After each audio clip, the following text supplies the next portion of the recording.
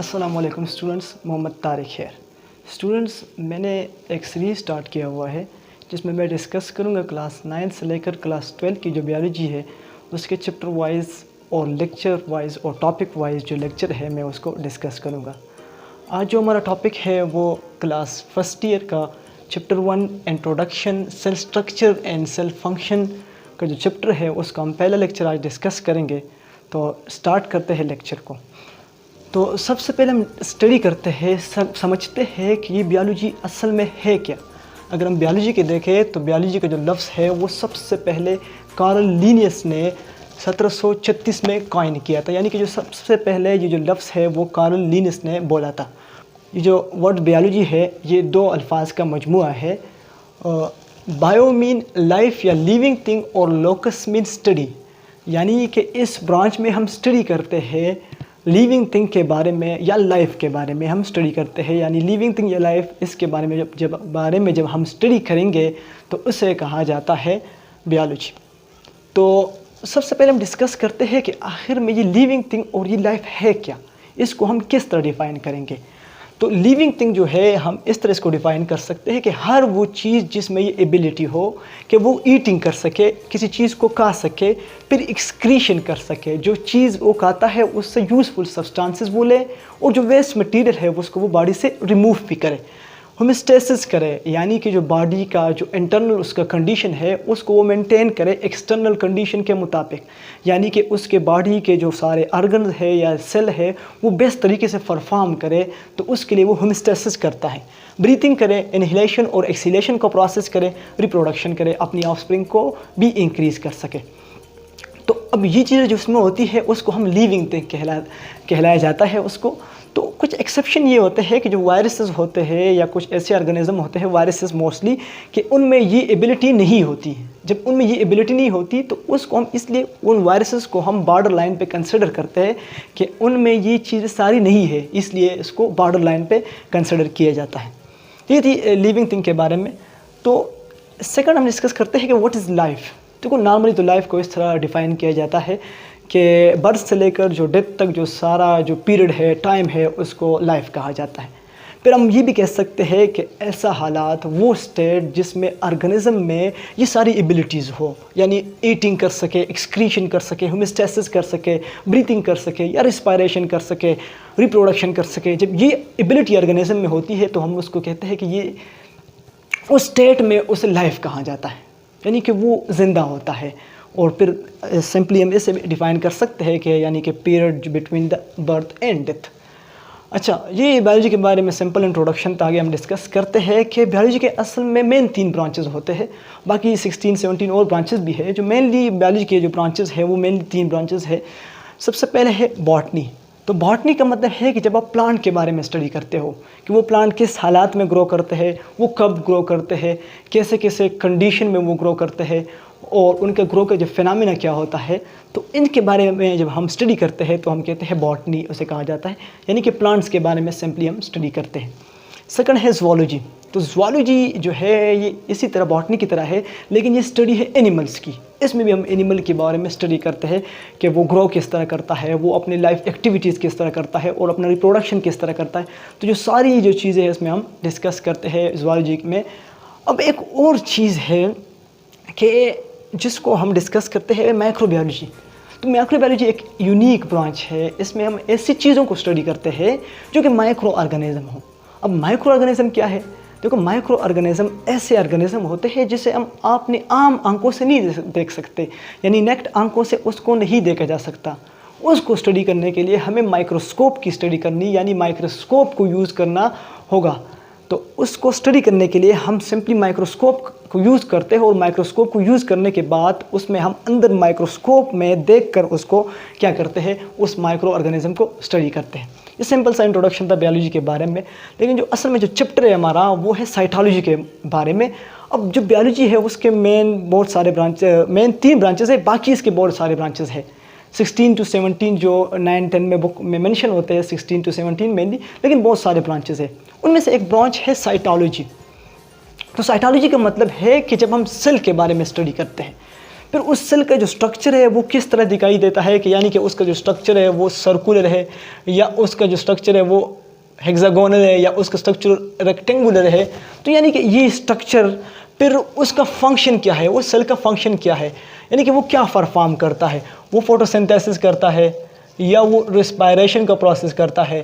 तो ये जो सारी चीज़ें हैं उसमें हम इस सेल की फंक्शन के बारे में हम डिस्कस करते हैं। फिर सेल की कंपोजिशन भी डिस्कस करते हैं कि सेल की कौन सी कंपोजिशन है, कौन कौन से चीज़ों से वो सेल बना होता है।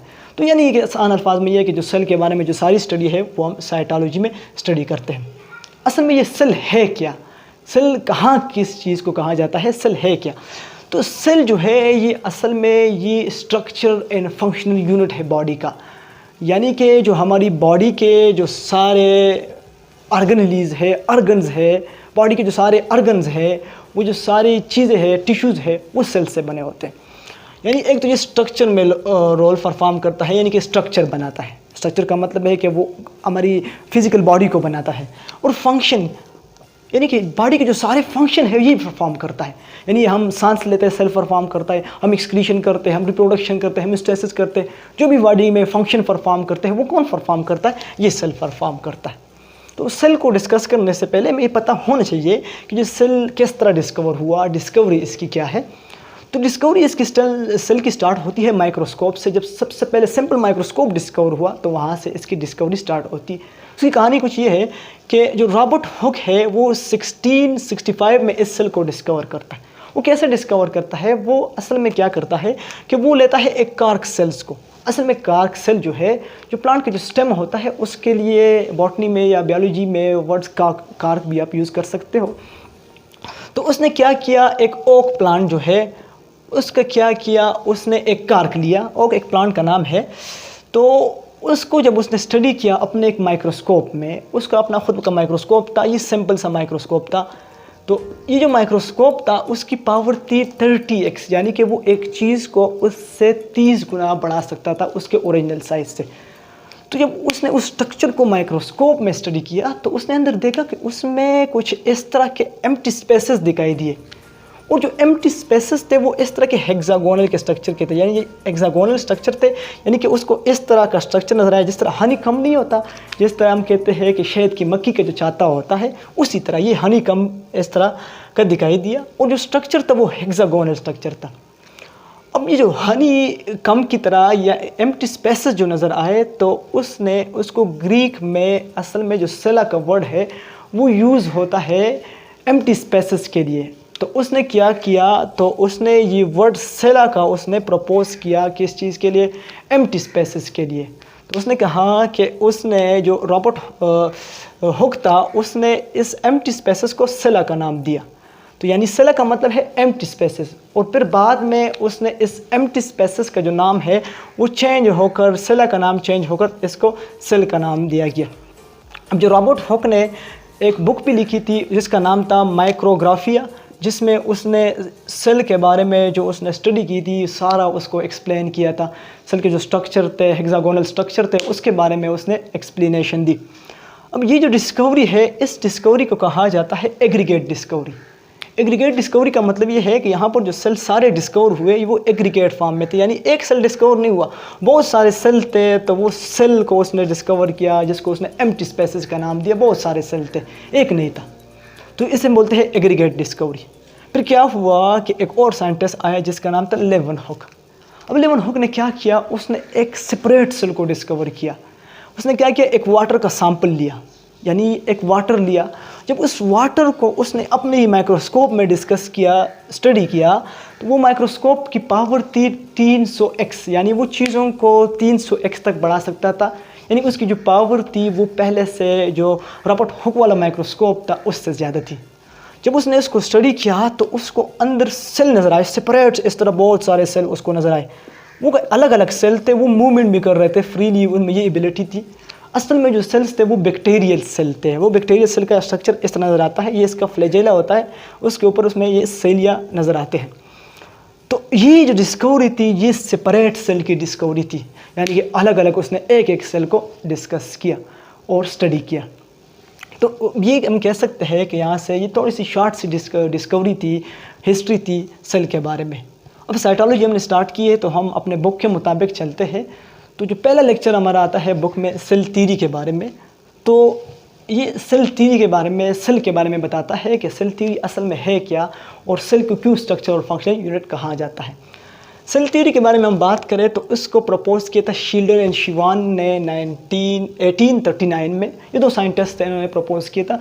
ये शील्डन जो था ये बोटानिस्ट था और जो शिवान था ये ज़ूलॉजिस्ट था। इनने क्या किया था, इस सेल के बारे में एक थ्योरी प्रपोज की थी।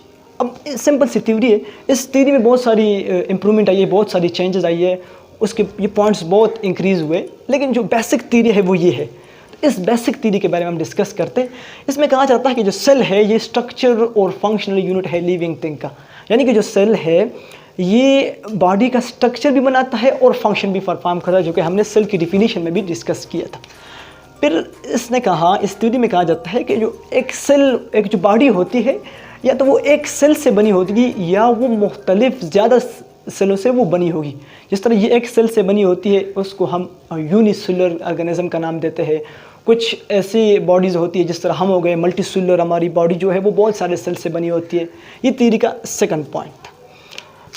थर्ड पॉइंट ये है कि उसने कहा कि ये जो हमारी बॉडी में सेल बनते हैं ये प्री एग्जिस्टिंग सेल से बनते हैं। प्री एग्जिस्टिंग सेल का मतलब ये है कि हमारी बॉडी में सेल ऑलरेडी मौजूद होता है, उससे बनते हैं। जिस तरह एक सेल हमारी बॉडी में मौजूद है, उससे क्या बना, एक दूसरा सेल बन गया। अब इस सेल का ये जो प्रोसेस, जिस प्रोसेस से बनते हैं उसको माइटोसिस या मेयोसिस कहा जाता है। तो अब एक सेल ऑलरेडी मौजूद है, उससे दो और सेल बने, फिर एक मौजूद है, उससे दो और सेल बने, यानी कि ऑलरेडी बॉडी में सेल मौजूद है और उससे और सेल बन रहे हैं। तो इस स्थिति में कहा जाता है कि सेल जो है वो प्री एग्जिस्टिंग सेल से बनते हैं, यानी कि इस तरह नहीं होता कि सेल डायरेक्टली बन जाता है, ऐसा नहीं होता। अब कहा जाता है कि जो सेल है, सेल में एक चीज़ होता है जिसे हम बोलते हैं डीएनए, या जिसे हम बोलते हैं हेरिडिटी मटीरियल। हेरिडिटी मटीरियल जो होता है ये क्या होता है कि ये असल में ट्रांसफ़र होता है पेरेंट टू ऑफस्प्रिंग, यानी कि एक पेरेंट में क्या है, उसका डीएनए मौजूद है, उसका क्रोमोसोम मौजूद है, तो वो उसके ऑफस्प्रिंग में उसके गिमीट्स के ज़रिए क्या होता है, ये चीज़ ट्रांसफ़र होती है।